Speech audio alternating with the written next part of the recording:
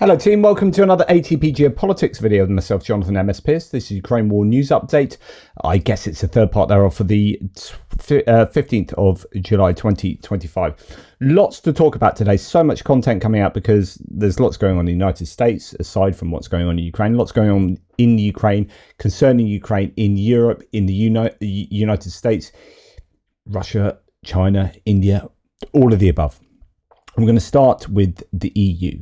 So Slovakia has hinted it won't block the 18th sanctions package following EU assurances. Slovakia is likely to approve the EU's 18th sanctions package against Russia following assurances provided to Bratislava by the bloc there. So that's good news. Unfortunately, though, we also hear that Malta opposes the introduction of the 18th package of the EU sanctions against Russia. Malta has connections to Russia through hydrocarbons and whatnot. Malta did not like the idea of setting a limit on the price of Russian energy resources. It believes that this is too strict a restriction or could have negative consequences. So yeah, Malta, as War Translated here says, the country has a large tanker fleet and its economy is highly dependent on oil transportation. So they're getting involved. Going back to Robert Fico, we have requested the necessary guarantees from the relevant players after January the 1st, 2028, Slovakia will have enough gas at reasonable prices. This is a Slovak national state interest. I ask you to respect this. So that's Robert Fico responding to the Czech Prime Minister, who's requested that Fico doesn't block sanctions against Russia. So it looks like if they can get gas at reasonable prices, then they would lift their sanctions. That might be what has taken place. But Malta seems to have taken the place of Slovakia in the veto there. So we'll see how that comes about, how that develops. Yeah, just looking at the latest on that, EU offers Slovakia reassurances on Russian gas exit to unblock sanctions talks. Reuters reported that the European Commission has told Slovak Prime Minister Robert Fico the EU will work to address his concerns over the bloc's proposal to end Russian gas imports by 2028. The Commission will take steps including to clarify how an emergency brake can be triggered if gas prices spike because of scarce supply during the Russian gas phase-out, said the letter seen by Reuters, addressed to Fico, signed by Ursula von der Leyen. So we'll have to, as I say, have to see how that develops. Now, but the Belgian-based holder of frozen Russian funds, so that is Euroclear, opposes expanding investment risk amid the Ukraine aid push. So the chief executive of Euroclear told the Financial Times that the EU's proposal would amount to expropriation, forced seizure, because if Russia demands the assets back, then they won't be able to give them back. They won't be available. So that is a challenge to people who think that the EU should give the frozen Russian assets that they control in their entirety to Ukraine. I'm not sold hugely on this. I think it'd be great, obviously, that they got 300 billion, but I do also see the advantage of being able to just cream off the profits to that and give them significant amounts of money consistently over time. And still have the assets at the end to maybe just give to Ukraine as reconstruction funds right at the end. But I think it's more sustainable to cream off the profits at the moment, and they are certainly helping. So I can see both arguments for both. Right, the Prime Minister of Latvia has arrived in Kiev today on an official visit. Very busy Kiev is generally, with people arriving there on most days. Latvia has just given half of the Patria APCs that they are I don't know. Patria is a Finnish company, so I don't know where they are getting made, whether they are constructed in Latvia or whether they are just ones that the Latvians have procured themselves. But anyway, that's by the by. Alex Rafoglu here reports that the Balkan countries back Ukraine's NATO accession in a joint ministerial declaration. So the signatories include officials from Croatia, Kosovo, Moldova, Montenegro, Albania, North Macedonia, Romania, and Slovenia. This is really, really important, I think. So at the Croatia summit, 13 countries, and that also includes Bosnia and Herzegovina, Turkey, Ukraine, obviously, back to Ukraine's NATO membership, calling it the best security option and pledging deeper support, tougher sanctions on Russia. That's excellent news there. The Balkans certainly looking to support Ukraine. Now, NATO, speaking of which, warns commercial aviation crashes from Russian GPS jamming could trigger military retaliation. This is really important, and I'm glad that they are saying this up front, rather than waiting for a plane to crash and then kind of fumble around saying, well, what should we do? Oh, we don't want to be escalatory. So if a plane crashes as a result of Kaliningrad, for example, electronic warfare jamming and whatnot, they jam all those signals in Kaliningrad, and they force some airport landings for planes in the region. Now, if this causes a crash, NATO have said that is a trigger for Article 5. It will trigger military retaliation. I'm really glad that they've been explicit here. Officials say casualties would be treated as deliberate escalation, potentially leading to strikes on Kaliningrad sites or increased weapons to Ukraine. So it's not quite this is war, but they will do something military about it. A Spanish company has bypassed sanctions to deliver a 100-ton machine to Russia that can be used for forging artillery barrels. So this is what, I forget what it's called, is it rotary forge thing? Essentially a huge bit of kit that the Spanish have managed to get to Russia bypassing sanctions. That is a real disappointment. Both Japan and Denmark have announced that they are allowing Ukraine to access satellite imagery. This is really important. Japan and the EU plan to create their own satellite network and cooperate in the defense industry to reduce dependence on the US. So that is a separate thing over and above the agreement between Japan and Ukraine and Denmark and Ukraine in accessing satellite information. It's a real necessary thing, especially given the possibility of the US pulling out from supporting Ukraine in that manner if that does ever happen.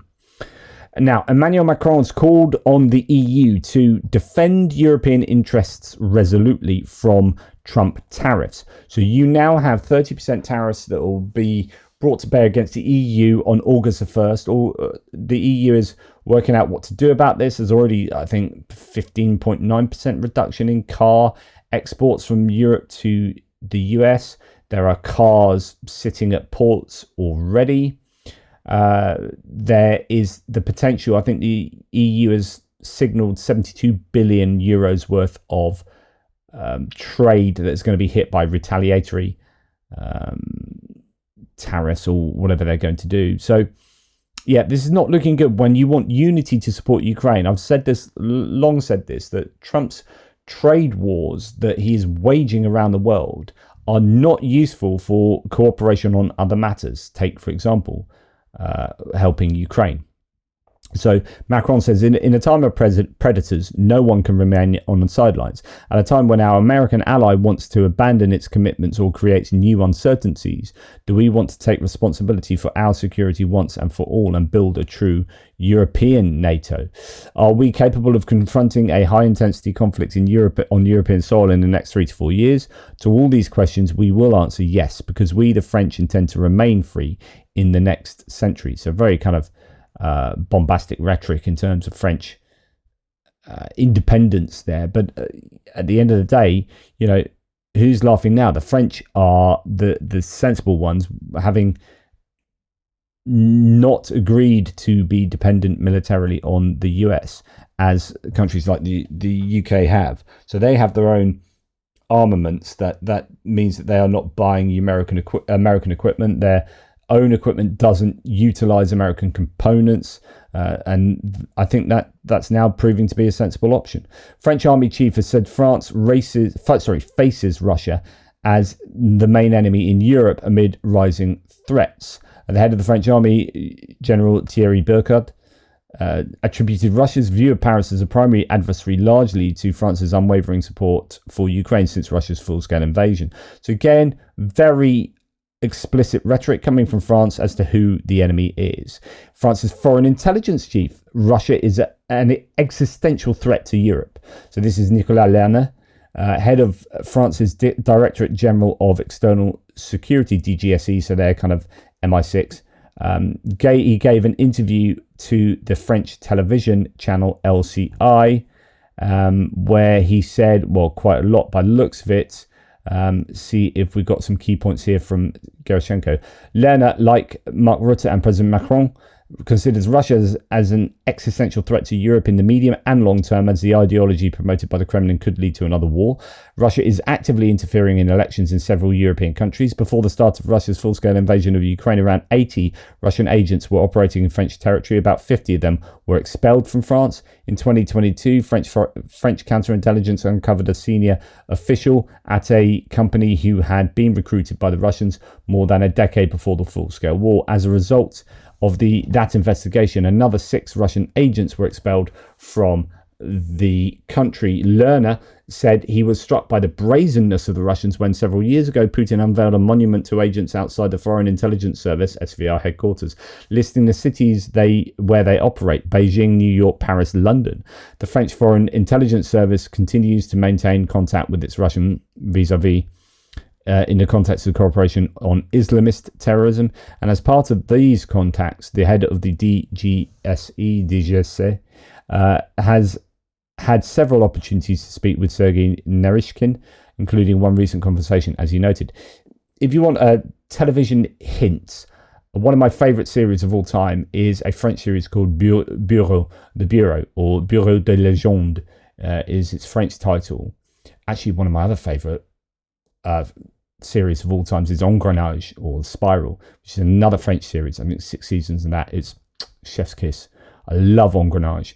I also love Bureau de Légende. That's been remade. It's on Paramount now, and it's called it's Michael Fassbender. It's pretty decent, the remake. It's quite faithful to the French original, but set with the CIA, not the DGSE. But anyway, really good series, the Bureau. Go and watch it. Okay.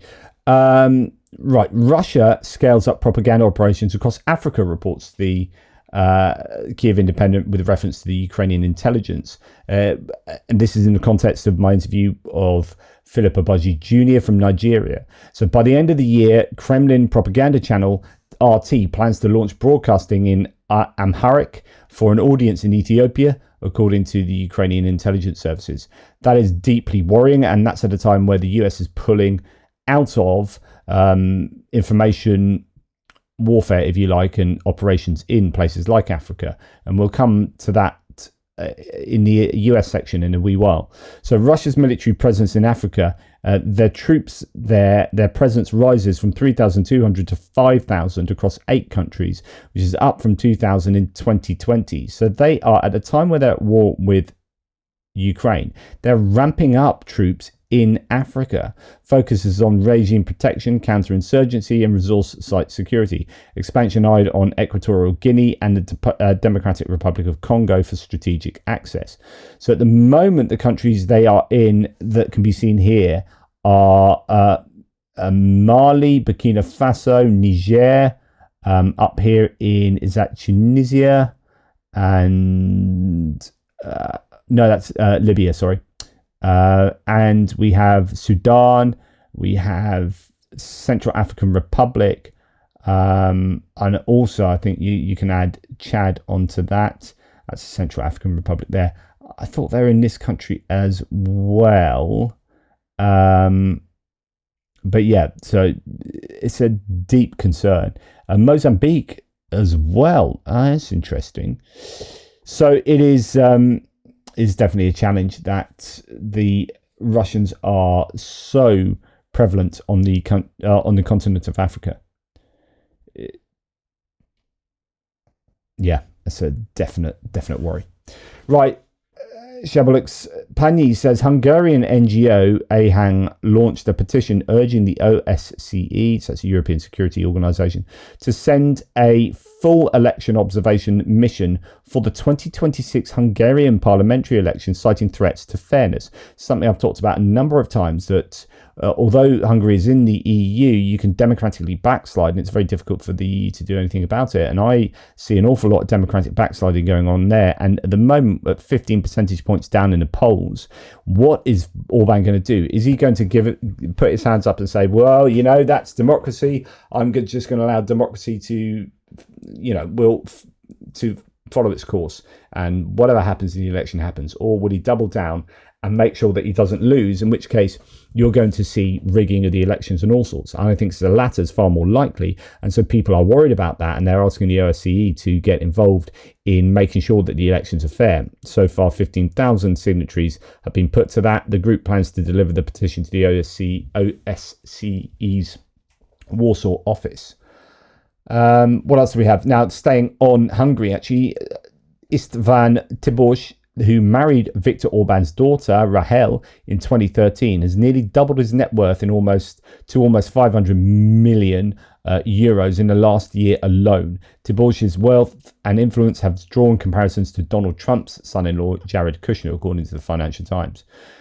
So that's not only an indictment on the nepotism and corruption in the American administration, that was from 2016, really, but actually very much so in the Viktor Orban administration, where his family are now so rich, like all of his family members are just absolutely making a killing off being in, or off Viktor Orban being in power. Rank corruption going on there. Now, Russians are being kicked off the PlayStation network. Sadly, it's after they make a purchase, giving their money to Sony. Then they can't use it. So that is, I guess, one small mercy. Now, a real worry. And we're going to talk about, yet again, for the third time today, I'm going to talk about the fallout to the Trump announcements yesterday. And as the day has gone on, I've got more and more annoyed with what happened yesterday. Now, Sergei Lavrov has gone to go and have meetings with Xi Jinping and Foreign Minister of India today in China. So just when the threats are being put on Russia and secondary sanction threats on China and India, Lavrov, the Foreign Minister of Russia, goes straight to China and India to have a conversation between those three nations. Anton Gerashenko says, I'm certain the topic of Russia's war in Ukraine is discussed a lot in various conversations today at the Shanghai Cooperation Organization. So that is the sort of quasi NATO EU equivalent that goes across Asia. A lot will depend on China's response and reaction. So that is Sergei Lavrov, I think, in reaction to the announcements yesterday, which basically entail $10 billion worth of kit being sold to supporters of Ukraine, to allies, European allies of Ukraine. The US is not paying really a penny to support Ukraine. They're just making some profit off selling stuff to other people who are going to help Ukraine. Hopefully the rhetorical shift and tonal shift indicates something more deep-seated in terms of Trump's change of position. But a number of things he said are a bit problematic. We're unsure of how quickly that equipment's going to get to Ukraine, that is going to be coming. Well, it may well now be coming from German stock. So they provide the actual launchers, the Patriot batteries, and then they buy replacements from the US. So essentially, the US says, hey, check us out. They keep talking about like an aid package, where the package is selling stuff to Germany so Germany can have Patriots. That's really what it amounts to. Germany give their Patriots to Ukraine. Essentially, they're celebrating just selling stuff to Europe. Now, of course, it didn't have to happen. So it's, okay, well done for selling stuff. But as I said to you this morning, it is a bit of a dodgy bit of rationale to think that we should congratulate Trump at all. Now, the Kremlin, though, I mean, when you know it's been really underwhelming is when you see the Kremlin popping corks. So the Kremlin believes it has an upper hand. This is a Washington Post article, and we'll come on a little more to the explicit reactions. But it's just worth understanding that, well, at least according to these sources, an official reference in the Washington Post article, Russia believe they have the upper hand here. They felt the support of its Chinese brother, and it felt the total support of its North Korean brother. They are getting significant help from those two nations, and that has been enough to keep them in the war and actually believing that they have the upper hand. North Korea has been sending troops and ammunition to support Russia, so they've got no reason not to think that, I guess. Yeah. Now, Russia, says Anne Applebaum, referencing Steve Rosenberg's BBC article, is relieved by the unserious US tariff threat. Moscow Stock Exchange rose 2.7%.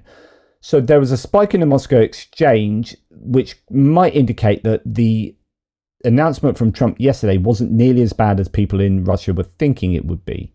They were expecting hundreds of millions of dollars worth of presidential drawdown authority equipment going and all sorts of other things. But it ended up being 50 days of not doing anything, which allows Russia to do what the hell they want. And then sort of vague commitment to selling a bunch of stuff to other nations to support Ukraine.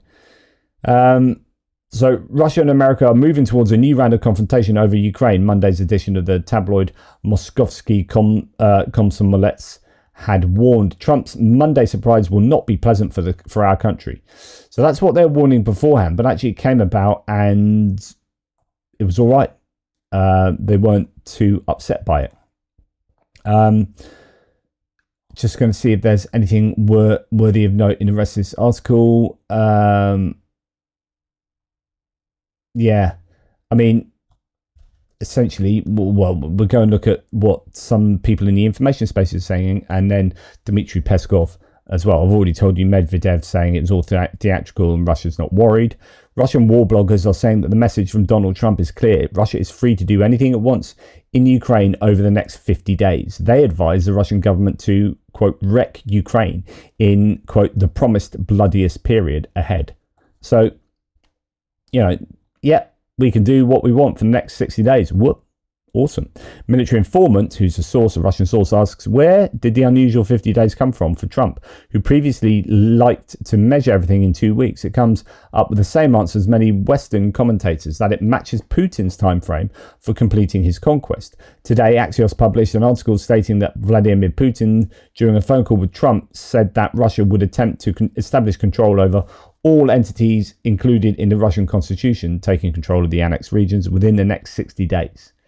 The telephone conversation between Putin and Trump took place exactly 10 days ago on July the 3rd. That is, of the supposedly announced 60 days, there are currently 50 days left. As a result, today Trump is declaring exactly 50 days for concluding a deal on Ukraine, threatening secondary sanctions and duties.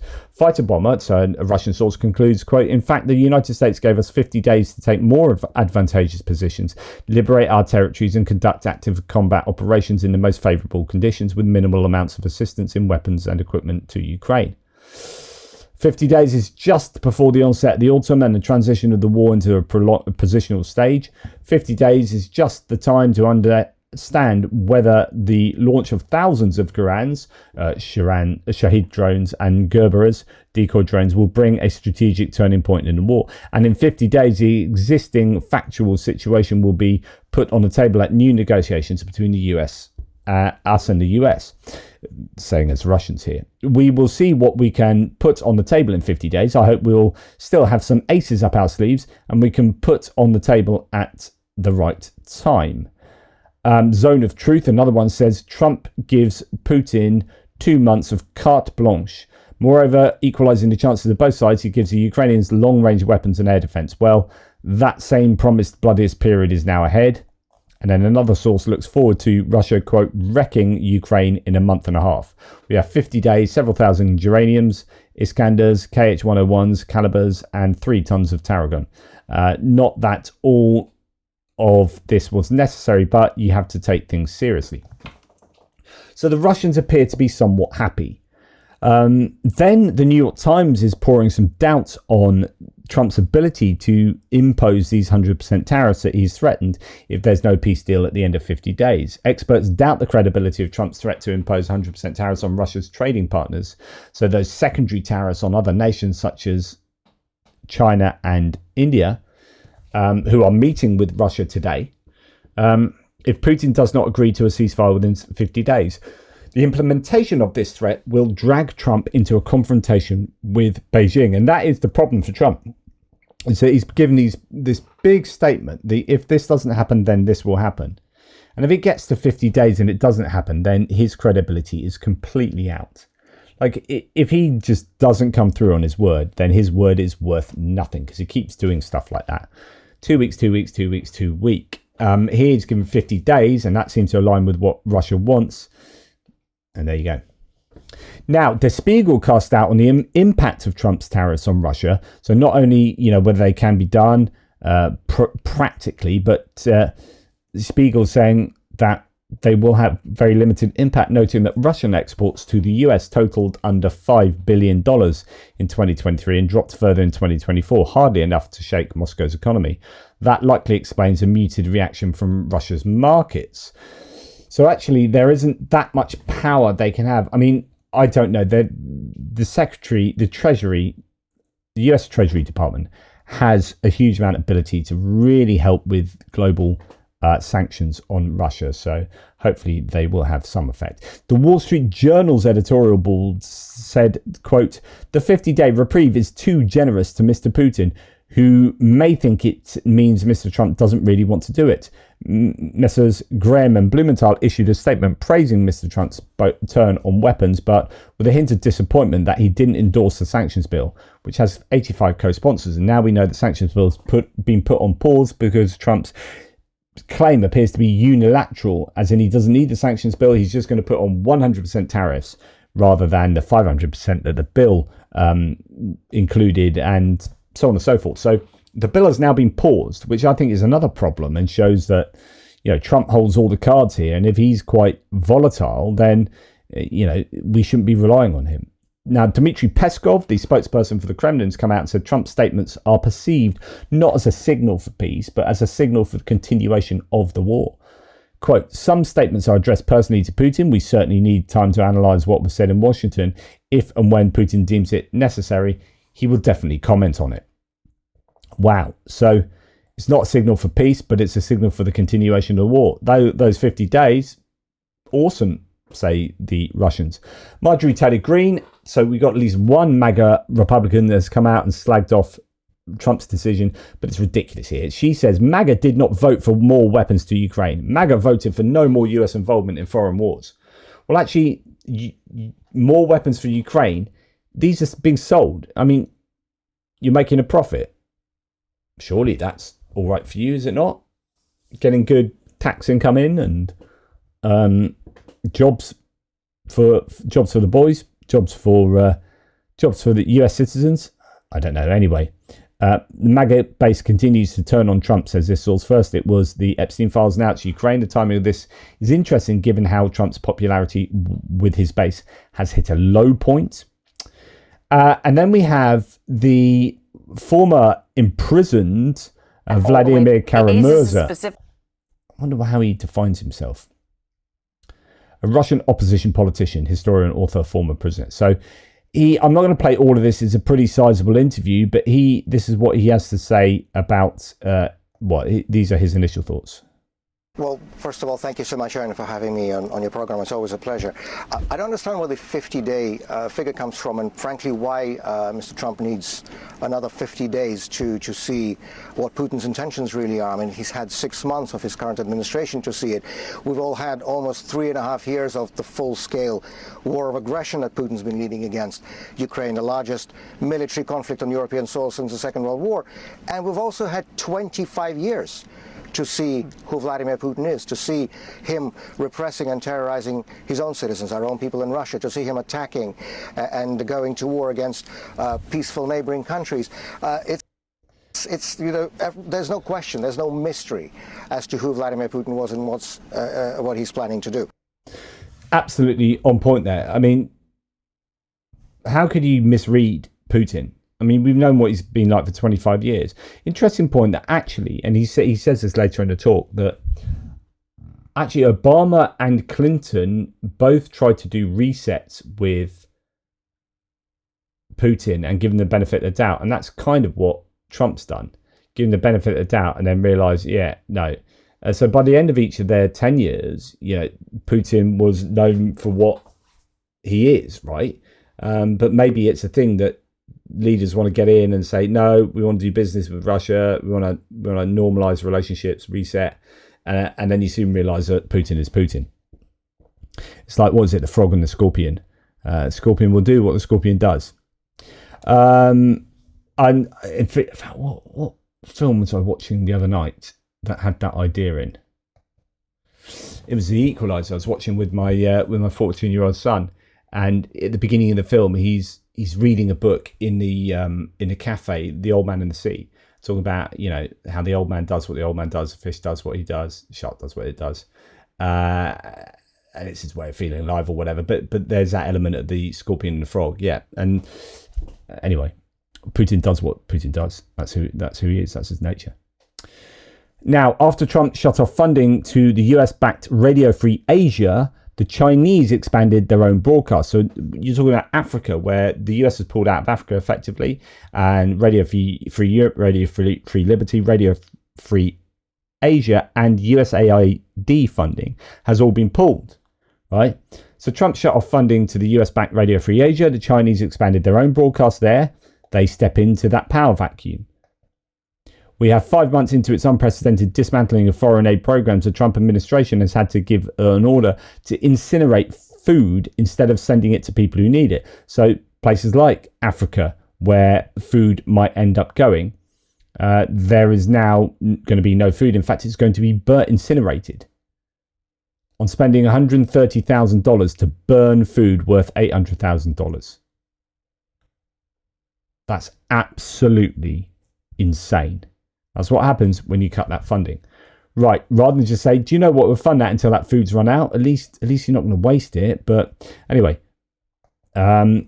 we also have a bizarre decision here from the Pentagon, who have pulled roughly a dozen high-ranking military officials who were supposed to participate in the Aspen Security Forum, but they've been pulled, citing or the DoD citing that it's the left-wing nature of the Aspen Institute and the participation of such critics of President Trump as Biden administration National Security Advisor Jake Sullivan.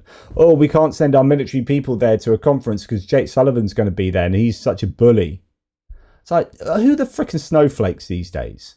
Really, who are the snowflakes? Don't you go attacking libs as being snowflakes when you're just like, oh, I can't go to that, it's a bit left-wing. Now, I've talked about this a few times. You've got this, I think, really have dangerous situation, to be honest, where Trump has talked recently about how he detests all Democrats. And now he's calling them evil people. So in a shocking moment, Trump calls Democrats, almost half of American voters, evil people. It's about a week after he said, I hate them. I can't stand them. Where is the same outrage as when Trump supporters were referred to as deplorables? The Democrat has far fewer. They're grandstanders. But, the one thing about them, they have bad policy. They're evil people in many ways, but they stick together. You don't have it where you don't have, I don't want to use too many names, but you don't have a Mitt Romney in the midst who makes you suffer. You don't have some of the people that I mentioned who make it so hard. They make it so hard. And the alternative is one of two things. You can either get all these things and make the economy strong, or you're going to literally have perhaps a depression where you people so rich, so beautiful, so nice to look at will be totally busted. And let's... Oh, you bang on about. Anyway, just interesting that you got a real divisive... well, there's a very divisive nature to Trump, but the political landscape in the US is incredibly divided. Now, speaking of political landscapes, we're going to go to the UK, but only not apropos to anything particularly from this video, but just when I've told you things before and there are things that are relevant to them, there's not enough to do a whole video on this. So I'm just going to have a couple of minutes on the UK politics. And I've talked to you quite a lot about reform, right? And about how I think reform are essentially MAGA 2.0. They are MAGA republicanism UK style, and so they're trying to import policies and whatnot. It's funny that actually they want to put a tax on renewable energy, which is exactly what the big beautiful bill's doing. So it's just oh, that's a good idea, Trump's done it, we'll do it here. So just as a precursor to that, by the way, Germany and UK have signed a mutual defence pact. They may be NATO members, but this is part of a tripartite deal with France, where each of the three states signs a direct defence pact with the other. The aim is to strengthen military ties, defence industry cooperation, and deepen and widen cyber and physical defences, communications and resiliency. Is to make sure that Russia and many other of our potential enemies know full well that the three cornerstone military powers in Europe are working together. Germany is heading towards having the largest conventional military in Europe in the coming years. So at the same time, the UK is getting closer to Germany and closer to France. We are seeing old issues, old wounds reopened in terms of sort of Brexit. So, we just must remember that Nigel Farage, when he was an MEP for UKIP, he was a member of the European Parliament, voted against actions against Russian disinformation. He was for Russian disinformation. Just remember that. So for all the time, that if you're someone that's out there that wants to vote reform, just remember that Nigel Farage is the most pro-Russian politician in, I think, UK Parliament. So here's one EU meeting he made sure he was at with his UKIP MEPs. Flashback to when Farage and the Brexit Party voted against plans to tackle, maybe after UKIP, he's a Brexit Party, plans to tackle Russian propaganda in European Parliament. Hiding in plain sight for years, LBC presenter James O'Brien tweeted about Trump.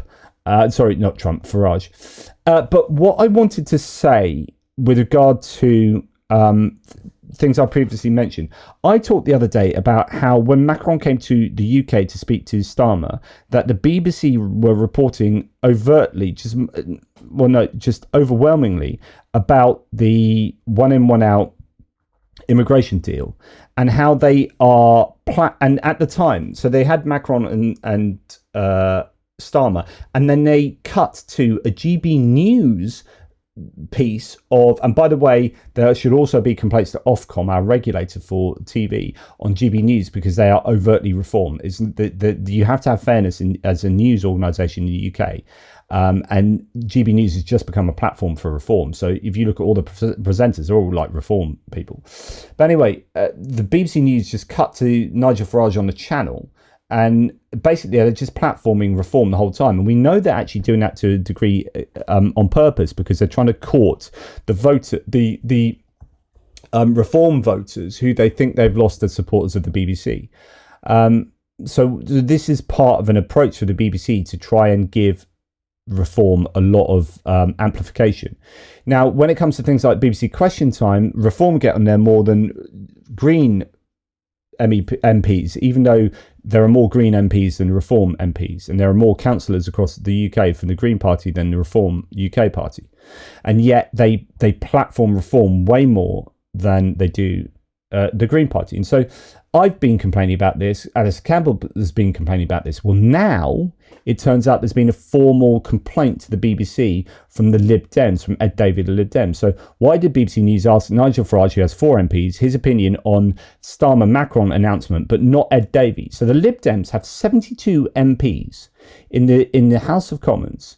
And when Macron came to the UK and was speaking to Starmer, the BBC asks Nigel Farage his opinion on all this, who is massively anti-EU, massively anti-Macron. He hates Macron. And let's ask him, even though he is representing 4 MPs. And Ed Davey, who's essentially one of the main opposition leaders, just so happens to be quite pro-EU as well, his opinion is not asked. So now the Lib Dems have reported the BBC to Ofcom and I'm a big fan of the BBC, by the way, but I don't like their platforming of reform at all. The Lib Dems have reported the BBC to Ofcom for giving undue prominence to Reform UK in its coverage of the UK-France deal yesterday. They formally complained, and I think that is absolutely right. And the Lib Dems get a raw deal out of how much platforming Reform get. This is a mere exposure effect. The more you expose political ideas, the more you expose any ideas or any entity, the more popular it becomes and the more credible it becomes. So Reform is being given amplification by the BBC, and you wonder why they're gaining popularity. and I'm just going to throw in Boris Johnson going batshit crazy, as he, well, I'd say that with this article, Boris Johnson has completely lost his mind, except we all know that happened some time ago, says Nick Tyrone. Boris Johnson has a whole piece in, I don't know, Daily Mail. I do know, in the Daily Mail. Boris Johnson, the Channel migrants are shock troops recruited by Macron for his jihad against Brexit. Rather than seeing the connection between Russia and these migrants through Libya, through those countries that Philip Obagi Jr. was telling us about, was actually Russia is recruiting these effectively, like much more than Macron. But Boris Johnson, this kind of rhetoric is so anti-cooperation, so anti-us working with our neighbours to try and solve these really big problems. I think this is so simplistic and so ridiculous. Boris Johnson lied in newspaper. Boris Johnson lost 3 jobs for lying, didn't he? So was it 2 newspaper jobs, and he was sacked as a minister for lying, right? And then became prime minister. And it's like, then he lied to us, and we're like, oh, let's get rid of him because he's been lying too much. Well, didn't we realise that? He literally lost 3 jobs for lying. And he used to lie in the newspaper about bendy bananas and stuff like this by slagging off the EU, by lying about the EU. And here he is lying about Macron. Like, you might like Boris Johnson for what he did for Ukraine at the beginning of the war, but it doesn't stop him being a class A twat. And I know that's not, responsible reportage from me, but I don't care. The guy is, I think, an irresponsible human being. And he gets away with it because he's this bumbling fool. Oh, he's funny. I've literally spoken to probably a half dozen people who have explicitly told me that they voted for Boris Johnson because he was funny. We can have issues with people not being politically engaged, but he was given an awful lot of leeway just because he was a bit of a bumbling character. So anyway, that sucks. Thanks for listening. Thanks for watching. Take care. I'll speak to you soon. Please remember, we are running a Jigger's Paw charity campaign at the moment, and that is something that's going quite well, and I would like to get on. I'm going to speak to Irina and a guy from the unit that I've got some messages that I haven't read yet, but at the moment we are just below the 10,000 mark, 10,000 euro mark. I'd like that to go up. I haven't put much more effort into this, and I need to do so. So please remember atpgeo.com/donate and help that out. Okay, take care. Speak soon.